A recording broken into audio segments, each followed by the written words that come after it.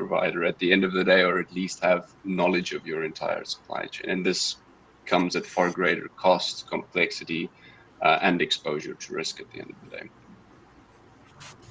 Okay, thank you for that, Ben. That's quite interesting. Just to ask a question, with the fruit, was that citrus? It was citrus, and then pears as well, and probably the most tricky one would be nectarines. Yeah. Okay, thank you for that. Kevin, do you want to add something to that? Give your perspective in South America? Yeah, yeah. I'll refer in for this question to a real case happening within Trix.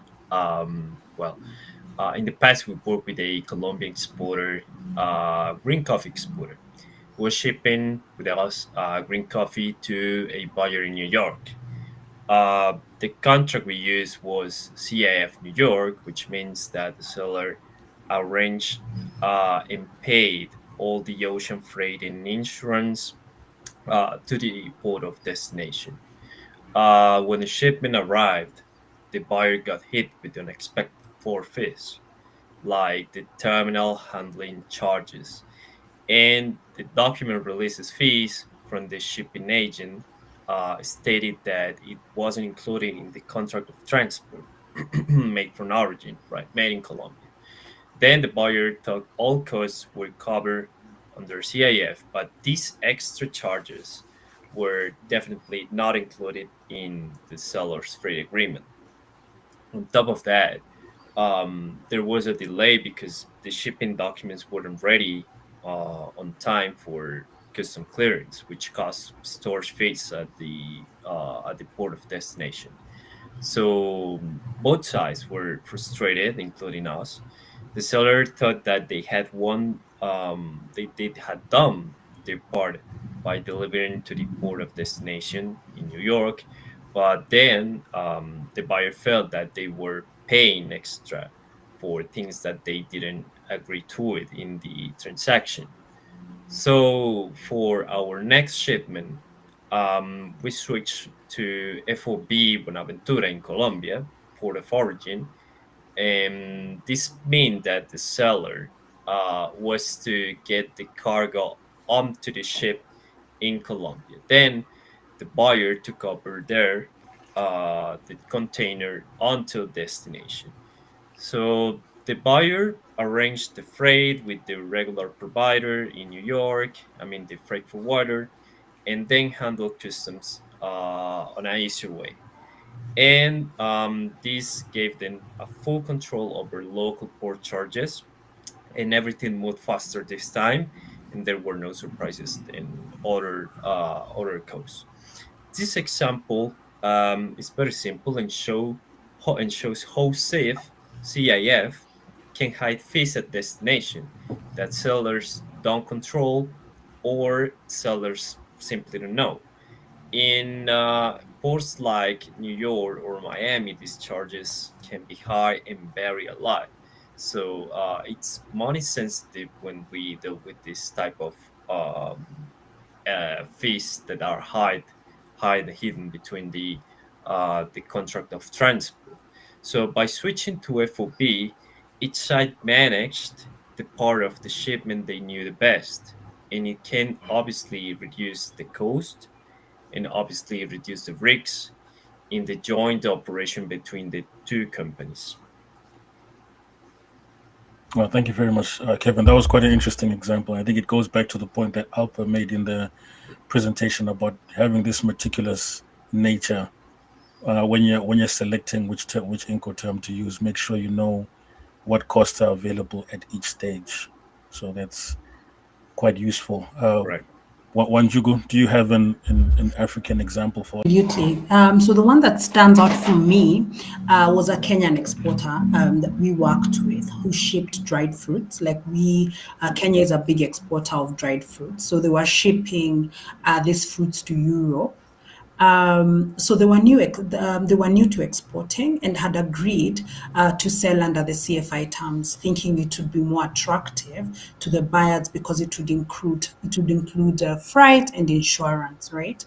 Now here is where it got tricky, right? The things got delayed at the transshipment due to a port backlog that was there, and by the time they arrived in Europe, some of the goods had lost their shelf life value, which is really important for fruits, right?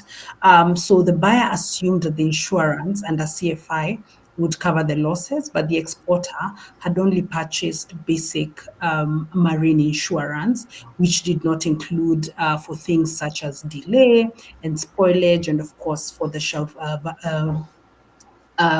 the shelf life value. So, of course, what happened is that a dispute followed. The buyer blamed the seller blamed the freight forwarder, and in the end, both parties lost trust. The exporter had to cover the part of the losses just to preserve the relationship. So if they had used FOB, the buyer would have handled the shipping insurance, right? They could have chosen the coverage they preferred and had full control of the shipment after it left the port in Mombasa. That's where the port in Kenya is. It's in a place called Mombasa, right? So they would have handled it there. So, more importantly, the risk would have passed to the port of origin, which is the one that really caused the issues about the delay, and the expectations could have been made much clearer. So, this shows how the intercourt decisions can change who carries the risk, who arranges insurance, how much control each party has. And it's just about cost, right? It's about planning and protecting yourself, your company, and the reputation. So I think the lesson here is you always have to think beyond the freight quote. Look at who has the knowledge, who has leverage, how the network and who has the network to manage the risk at each stage, and let that guide your intercore choices because it really matters where the liability lies and what can be done. So that's really the lesson for such things, that we must make sure that we are looking just beyond the freight quote. Okay, thank you so much, Wanjuku. And we'll just move straight to our third question. So the question goes, looking at the current state of global logistics, how is technology, from real-time tracking to data analytics, changing the way businesses can manage their shipments and mitigate the risks outlined in their chosen Incoterms? Ben, do you want to start us off? Yeah, sure. Yes, in my opinion, technology is no longer just a tool of convenience. It's become an essential mechanism of risk mitigation, and it directly impacts how we manage and enforce Incoterms. It's transforming our ability to move from a reactive to a proactive and predictive stance when it comes to global shipping. So first, let's talk about enhanced visibility. In the past, if you that you had no visibility over until the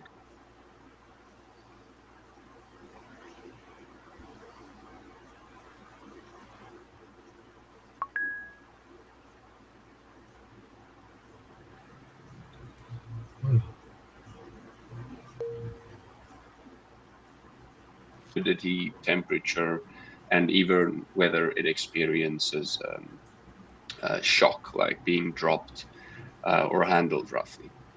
So this is critical for Incoterms.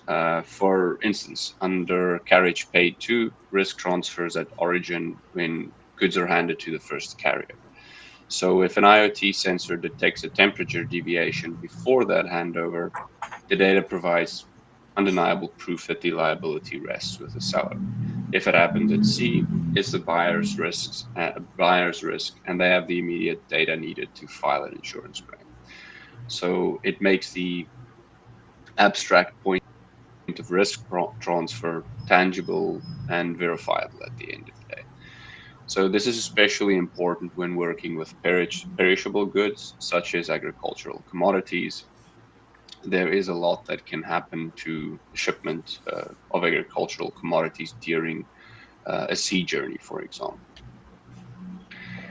So secondly, we're moving beyond just tracking and into predictive analytics, especially with the advent of AI.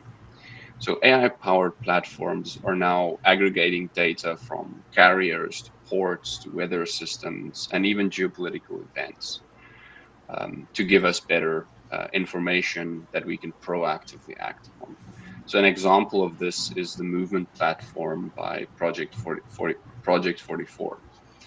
These systems don't just tell you where your shipment is, it can predict where it will be, and what the best course of action will be if there are stumbling blocks, challenges, or delays along the route. So they can forecast delays due to congestion at the port of origin, or they reroute shipments to avoid dock worker strike, for example. So for a buyer using delivery duty paid terms, this allows their logistic partner to proactively manage customs and final delivery. In the case of an importer using ex works terms, who is responsible for the entire journey, these predictive tools are invaluable for planning uh, planning resources and avoiding costly demurrage and detention charges, for example. So in essence, technology is providing us on the ground data to enforce contractual obligations of Incoterms, and gives us the foresight to manage the risks before they escalate into costly disruptions. So I think that use of technology is becoming mandatory when dealing with logistics, global logistics, and monitor or enforcing Incoterms. Okay, thank you, Ben. We'll go ahead to Wanjugu. I really agree with Ben, right? That technology really, really has become really transformational in the way that businesses manage logistics and especially how they navigate the risks tied to intercom. So let's take a real-time example for tracking, right? Before technology, once your shipment left the port, you'd be in the dark until it arrived. But now platforms like ours, Tridge Eye and others provide end-to-end visibility. You know where your container is, where the delay is, or if it's likely to miss a connecting vessel, right? That's huge because if you're using terms like, CFI, DAB, all that, delays could mean that there is damage or late delivery penalties, right? But with time tracking, you can take action early and reroute and just be proactive about what can be done next, like notifying the buyer, or you escalate that to the forwarder, right? Then there's data analytics. Of course, Tridge is really good with that as well. Businesses are starting to analyze their own shipping history and making market data to identify patterns. Which ports have the most delays, which shipping lines are more reliable, when is the best time to avoid congestion? These kinds of questions will give you insight on how to choose the right intercom. Because you can match the terms and the risk with the profile of the route, right? So at Tridge, of course, we work with clients who logistical data before even quoting a price to buyers. They consider which intercore makes the most sense based on the buyer's location, the customs bottleneck, the ports that have a history of delays, the insurance needs, and so forth, right? That's a very different approach to a few years ago. Ultimately, technology is helping shift us from being reactive or proactive or just being in the dark and not knowing what to do, right? It's just about the tracking shipment. It's about making smarter decision before the shipping even leaves. And when you align with the right interco, it becomes a real competitive advantage. And of course, as I've said earlier, it's really, really important to use data analytics, right?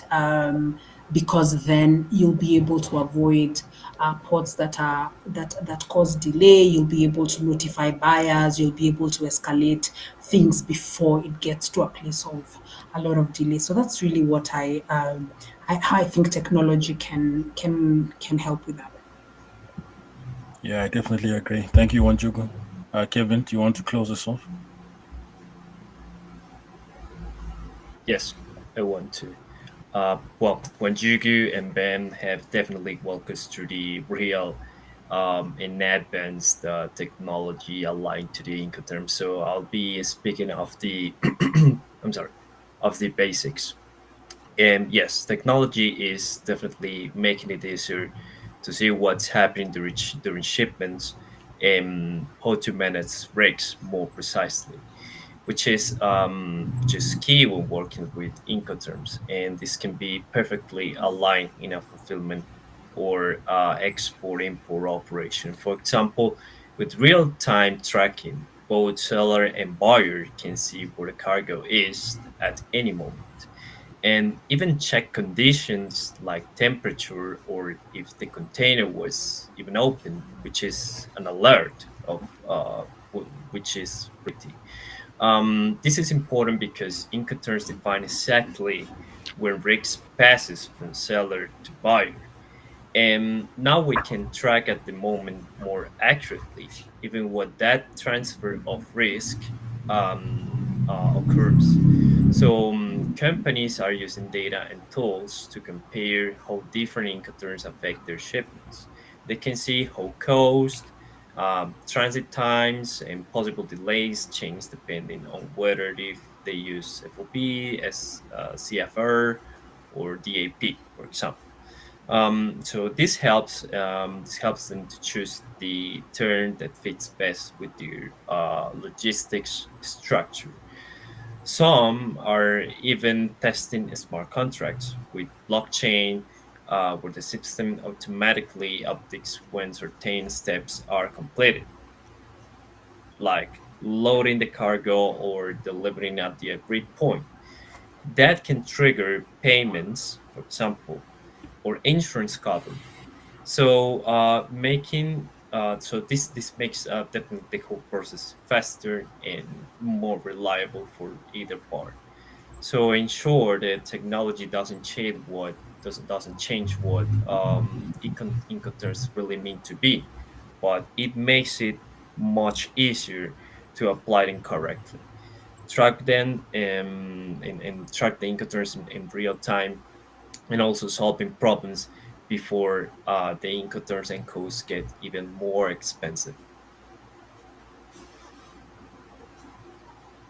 Okay, thank you so much, Kevin, and thank you to the rest of the panelists for your responses and for your in-depth explanations of what's happening in your different regions. It was very useful and very practical for us to get an idea um, of the current landscape and how different scenarios can be navigated through. Okay, we will now quickly go to the Q&A section. We've received quite a number of questions. Thank you so much for all of you that have asked questions. We will try and get to as many as we can. Those that we are unable to answer, we will send you responses within 2 to 3 business days. Okay, so we'll start with a first question from Princess. I'll try not to pronounce the rest of the name, Princess. Please forgive me. Incoterms is the risk management between international buyers and sellers, the conditions and terms of the contract. What is the difference between EXW and DDP? Alpa, do you want to try and help Princess with this? Sure, MZ. Yeah, that's a great question because these two terms represents the two extreme ends of the risk and responsibility scale in global trade. X works means the seller does the absolute minimum and they make the goods available at their factory or warehouse. And from that moment, the buyer is in charge. Transport, export, paperwork, customs, insurance, everything. And imagine walking into a warehouse, picking up your goods, and being responsible for getting them across the globe. On the other hand, we have DDP, delivery duty paid. This is the most buyer friendly term. The seller handles everything, not just the transport, but also all taxes and import clearances. The buyer just opens the door and receives the shipment fully cleared. So, in short, experts, buyer does all the work, EDP, seller does all the work. That's why understanding Incoterms is really about understanding risk control and trust between buyer and seller. And now, one common confusion we often see is between experts and FCA, especially when FCA is applied at the seller's premises. And it's true that both can at the factory gate, but there is a key difference. Under experts, the buyer is responsible for export customs clearance, which can be tricky in some countries. Under FCA, the seller handles export clearance, even if the handover point is still their own way around. So export is physically simple, but logistically risky for buyers who don't know the exporting country's rules. And just to clarify, in Incoterms alone do not form a complete sales contract. They define delivery terms, but other essential elements like pricing, product specifications, payment terms, legal jurisdiction, and dispute resolution still needs to be agreed in the contract itself. And I can highlight, I mean, there is one more question from Princess, I think, to why the new trade routes and master shift is in Africa and in Mexico. So yes, but in part of Africa, like South Sudan or the DRC, we can say Democratic Republic of Congo do face serious instability. But when we talk about trans-African corridors, we refer more to the infrastructure push along relatively stable trade routes like the east-west highways across Kenya, Tanzania, Nigeria, and Ghana. And Mexico, Vietnam, and Gulf ports are seen as alternatives mainly because they offer predictable port infrastructure and proximity to key markets, even if they are not risk-free. So it's about balancing existing risks. When the Red Sea becomes unviable, businesses look for least bad alternatives based on time, cost, and risk tolerance, I can say. Okay, thank you so much, Alper. Thank you again for everyone who has joined us for the webinar. We will just stretch it just for 5 more minutes so we can attend to one or two more questions. So please kindly bear with us. We'll just extend for 5 more minutes. So we'll move on to the next question by Princess again. How the trade finance global market and integrate the climate and geopolitics challenges in the management of Incoterms. Kevin, do you have a perspective on this? Yeah, yeah, of course. It's a great question, and it's very current trending topic in Incoterms. So I think trade finance is now more closely linked into Incoterm risk points with climate, concerning climate and geopolitical risks. Banks and insurers assess where the risk are being transferred,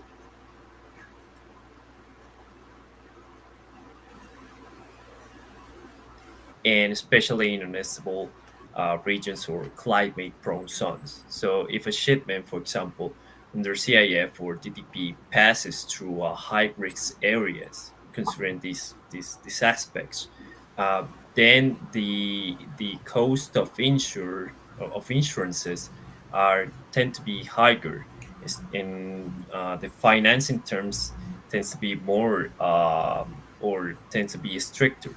So it required some more added guarantees that it's no more traders choosing this type of incoterms that can lead to even expensive rates when it comes to trade finance or when it comes to insurance. So, in short, finance decision now consider incoterms the route and the risks that all the environment uh, have together. So using the right Incoterm can reduce financing costs and help the management to internally shock and tackle this type of risks that can arise within the supply chain. Okay, thank you, Kevin. I hope that answers your question, Princess. We'll move on to the next question. Okay, so this is from Chukwemeka Namti, and the question is, can LC be used for air shipment? So, Ben, since you did speak about some experience with that, do you want to answer the question? Yeah, sure, I'll take it. I'm assuming in this case LC refers to letter of credit, so I'm going to go off of that assumption. And yes, a letter of credit can absolutely be used for air shipment. So, letter of credit is a flexible payment method that can essentially be adapted to any mode of transport, whether it's air freight, sea freight, road, or rail. Like the fundamental process remains the same. The buyer's bank issues a promise to the seller to pay them, provided that the seller presents specific documents that comply with the letter of credit. So the primary difference for air freight lies in the required transport document. So for air shipments, the central transport document required is the air waybill.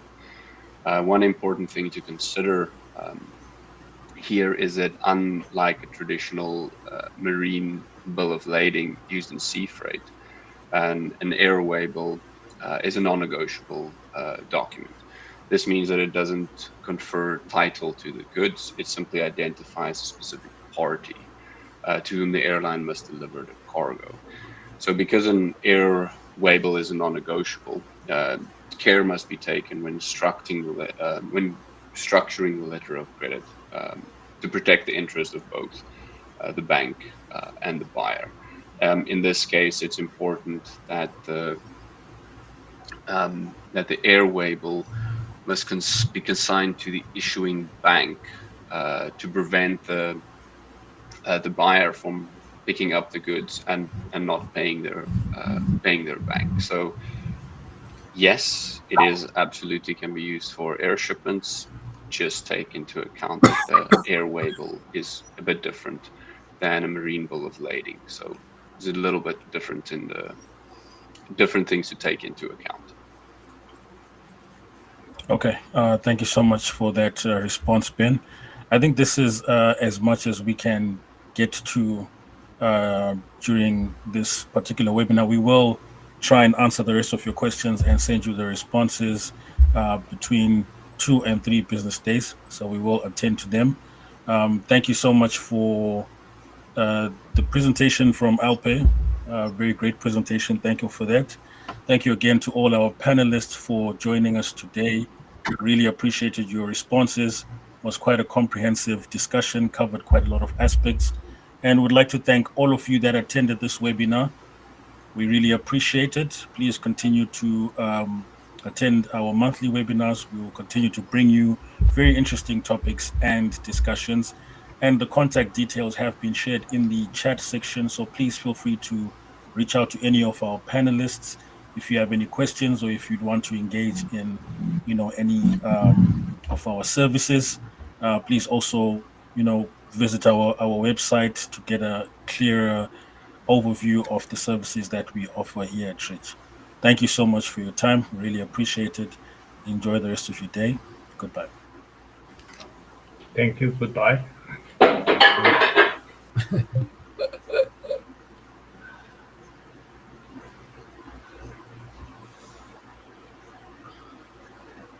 Okay, end stream.